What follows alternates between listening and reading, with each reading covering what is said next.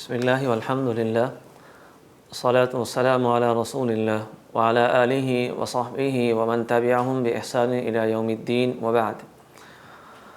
کنتم خیر امہ اخرجت للناس تأمرون بالمعروف وتنہون عن المنکر وتؤمنون باللہ۔ اللہ سبحانہ وتعالی قرآن مجید میں ارشاد فرماتے ہیں کہ تم بہترین امت ہو، اخرجت للناس، تم اس لیے بھیجے گئے ہو کہ تم بھلائی کا حکم دیتے ہو اور برائی سے منع کرتے ہو، وتؤمنون باللہ، اور تم اللہ پر ایمان رکھتے ہو۔ اللہ تعالیٰ کا ہمارے اوپر احسان ہے کہ اس عظیم پروردگار نے ہم سب کو اس مبارک مہینے کی ساعتیں عطا فرمائی، اور یہ وہ ساعتیں ہیں جو ہم سب کے لیے اعزاز کا باعث بھی ہیں اور ہم سب کی کامیابی کا مدار بھی ان پر منحصر ہے۔ اللہ تعالیٰ نے امت مسلمہ کو یہ اعزاز دیا ہے، اس مبارک مہینے کے توسط سے ہمیں قرآن مجید کے اندر غور و فکر کرنا چاہیے کہ ہم اللہ سبحانہ و تعالیٰ کی حبیب صلی اللہ علیہ وسلم کی امت ہیں، اور اللہ تعالیٰ نے جہاں نبی کریم صلی اللہ علیہ وسلم کو عظیم اعزازات سے نوازا ہے، وہاں اللہ تعالیٰ نے آپ صلی اللہ علیہ وسلم کی امت کو بھی بڑے اعزازات سے نوازا ہے۔ اسی اعزاز کو ذکر کرتے ہوئے اللہ تعالیٰ نے ارشاد فرمایا کہ تم بہترین امت ہو اور تم نیکی کا حکم دیتے ہو اور برائی سے منع کرتے ہو۔ یہ مبارک مہینہ ہمیں یہ پیغام دے رہا ہے، ہمیں اللہ کی طرف سے یہ بلا رہا ہے کہ لوگوں خیر کی طرف آ جاؤ، لوگوں بھلائی کی طرف آ جاؤ، لوگوں اللہ کی بندگی کی طرف آ جاؤ۔ یہ روزوں کا آ جانا، یہ روزوں کا رکھ لینا یہ کافی نہیں ہے، بلکہ روزے کا بنیادی میتھڈ یہ ہے لعلکم تتقون، کہ اے ایمان والو، تم سے پہلے بھی امتوں کے اوپر روزوں کو فرض قرار دیا گیا تھا اور تمہارے اوپر بھی فرض قرار دیا گیا ہے، لیکن ان تمام چیزوں کا بنیادی مقصد کیا ہے؟ مقصد یہ بیان کیا گیا کہ تم متقی بن جاؤ۔ اللہ تعالیٰ کو ہمارا بھوکا رہنا، ہمارا پیاسا رہنا، یہ اللہ تعالیٰ کو ضرورت نہیں ہے، بلکہ اللہ کو ضرورت یہ ہے کہ ہم اللہ سبحانہ و تعالیٰ کی ان تمام چیزوں کے ذریعے بندگی اور قرب کی طرف آگے بڑھیں۔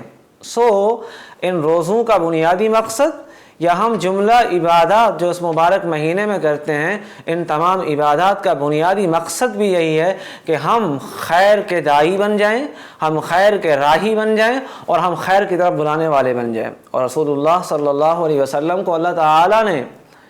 اسی لیے معلم بنا کر بھیجا ہے۔ اللہ کے حبیب صلی اللہ علیہ وسلم فرمایا کرتے تھے کہ میں معلم بنا کر بھیجا گیا ہوں، یعنی میری بعثت کا بنیادی مقصد ہی تزکیہ ہے، لوگوں کو ہدایت کی طرف بلانا ہے اور لوگوں کو ہدایت کی رہنمائی دینا ہے۔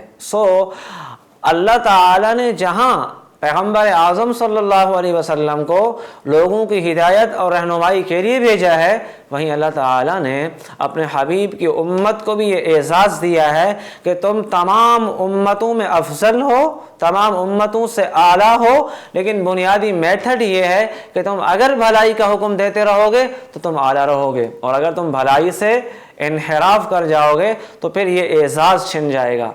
اس مبارک مہینے کا پیغام یہ ہے کہ جہاں ہم اللہ کی بندگی کریں، جہاں ہم تلاوت قرآن کریں، جہاں ہم روزے رکھیں، جہاں ہم لوگوں کے ساتھ خیر خواہی کریں، تو اس کا ایک بنیادی مقصد یہ بھی ہے کہ اس وقت جو ہمارے معاشرے کے اندر بگاڑ ہے، ہمارے معاشرے کے اندر فساد ہے، ہمارے معاشرے کے اندر افراتفری ہے، اور ہمارا معاشرہ اس وقت احساس کمتری کا شکار ہے، تو اس تمام چیزوں کا بنیادی حل یہ ہے کہ ہم اللہ کے قرآن کی طرف رجوع کریں،